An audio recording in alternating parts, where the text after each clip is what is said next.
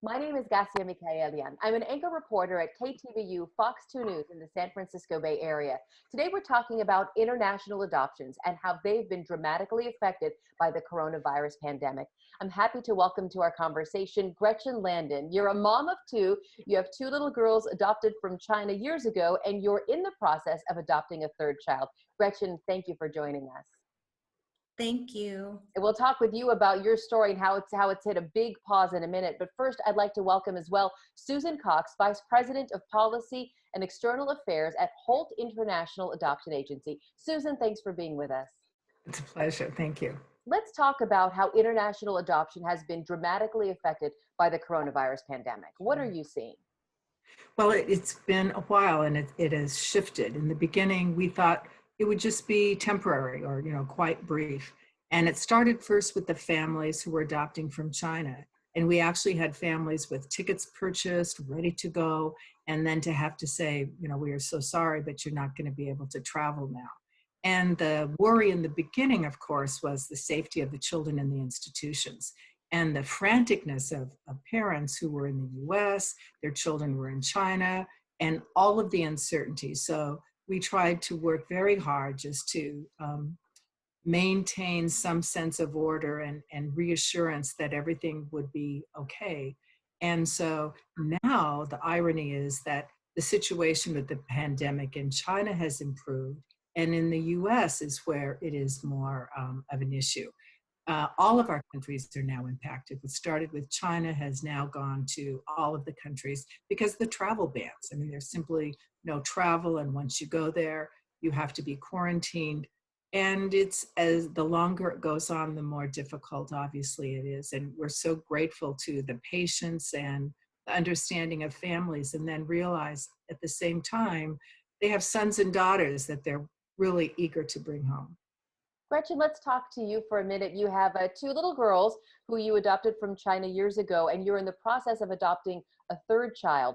Where were you in that process before the coronavirus became a big factor in it?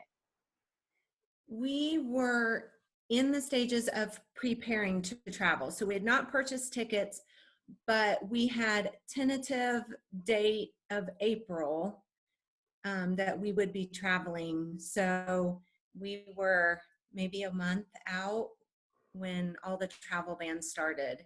When you got the news about the travel ban and how you couldn't proceed with your adoption, what was your reaction?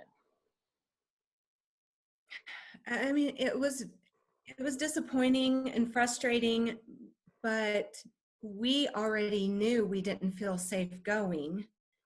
So mentally we were prepared that we didn't feel safe. I have two children here I have to think about.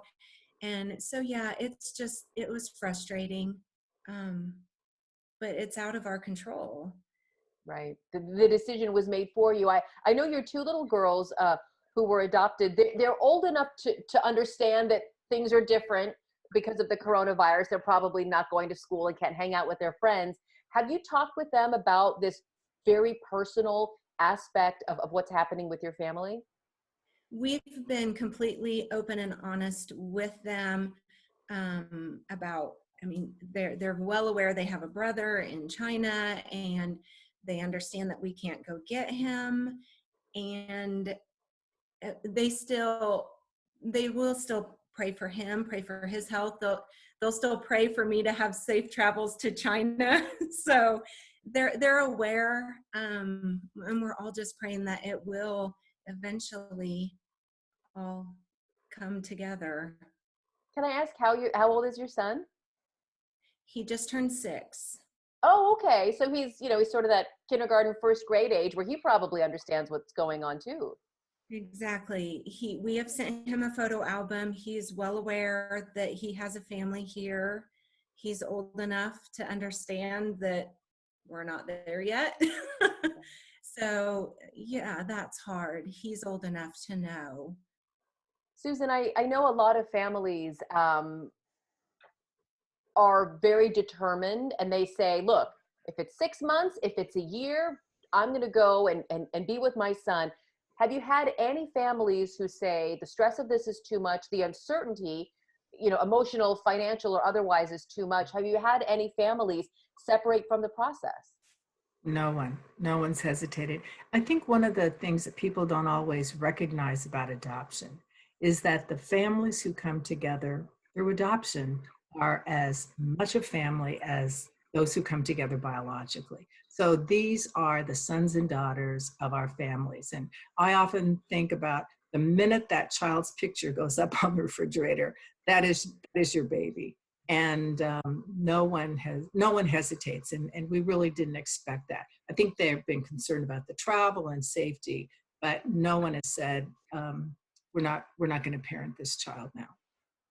I've talked to many adoptive parents, and they say, sort of to the newbie, right? You will have disappointments. You will have heartbreak. You will have birth mothers who change their mind.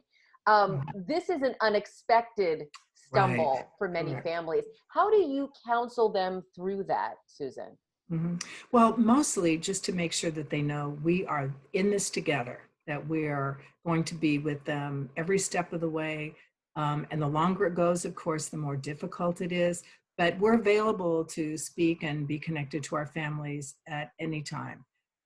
We're grateful for the fact that our State Department has been very accessible. And even though they don't have new information necessarily, they're like saying, we're in this with you too. So people have been incredibly understanding, and we're very grateful for that. Gretchen, I know a lot of communities like to celebrate a family when they're about to adopt a child, and I'm guessing you might have shared your good news before you got the bad news about the travel ban. How have you been sort of explaining this and dealing with this when it comes to your own friends and family and your community? Right. Lots of people have asked us, but when we say we don't know, they understand because nobody knows from one day to the next.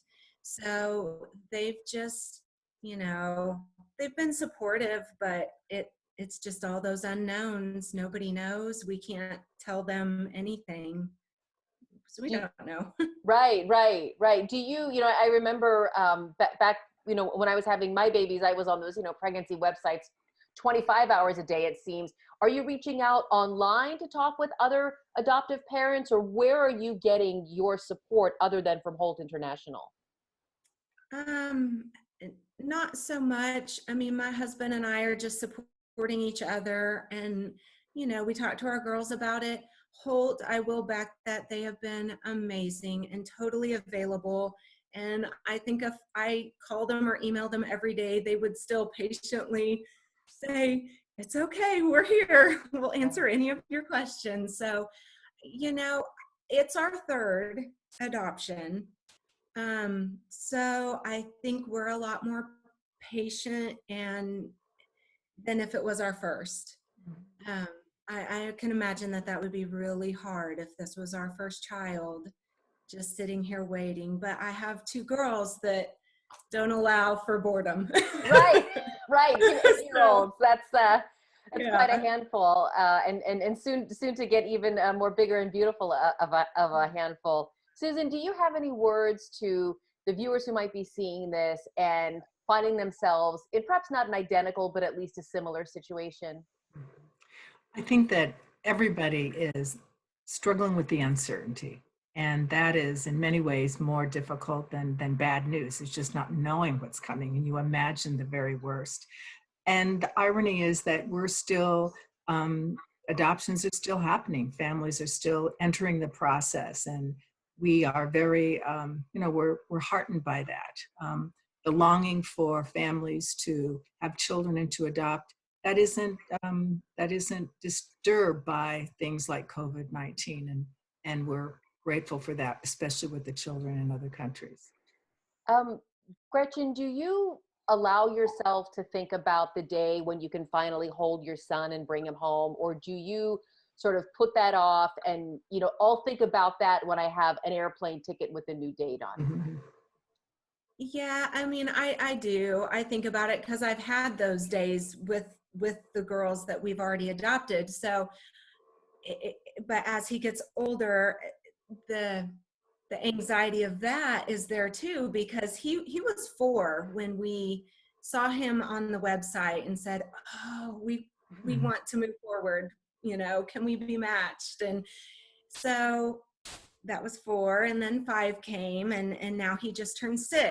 So yes, we think about that, but we're creeping into anxiety as he gets older too, and he's still there and not here, and that's going to be harder on both of us, him and us. Right. I think back to just developmentally, a little 4-year-old boy is a big difference from a 6-year-old, right? You go from kind of being an older toddler to being, a kid who, as you know, with your own 2 daughters, they know what they want to eat, they know what they want to wear. So, sort of when you'll get to be with your son, in these early years, just a couple of years or 6 months can make a big difference there. Exactly. Is there anything finally that you would like to say, Gretchen, to families, or perhaps specifically to mothers who find themselves in a similar situation of waiting and not knowing? I don't know. I know everybody is different, and patience is hard. It's hard, but we have his pictures, and we are able to send another care package. So just those small things that we can do and really put a lot of effort into putting those together with thought and love and care it's something. It seems small, but it's what keeps you going. How are your daughters taking this? Are they excited? Are they already planning on bossing him around as big sisters will sometimes do? Or are they sort of as nervous as you and your husband are? I think they kind of ebb and flow just like we do. They're excited to have another playmate and it'll be fun. And then they think boys are, and then, yeah. And then they want to boss them, and we'll be older. And so, they're kids, and they're resilient, and they're probably more resilient than we are as adults. So they're hanging in there and waiting. Well, I wish for you, and I look forward to that beautiful day where your little party of 5 can be all together, and this will be a distant memory. So Gretchen Landon, thank you so much for joining us and sharing your story. All my best to you, and bringing your little son home. Also, thank you to you, Susan Cox, with Holt International, as you guide not just us, but so many families through a very uncertain process. Thank you both for joining me. Thank you.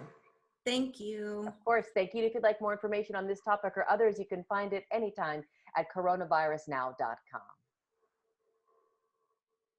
Okay. All right. So I think we are set. I will send this off to our producer, and then I think the producer Anna is able to send you an edited link of the finished product. We'll just cut out that little tiny audio bobble that we had, and we'll go from there. And your daughters are gorgeous. Thank you so much for those pictures. I thought they were still little. But clearly they're all grown up now. So thank you again.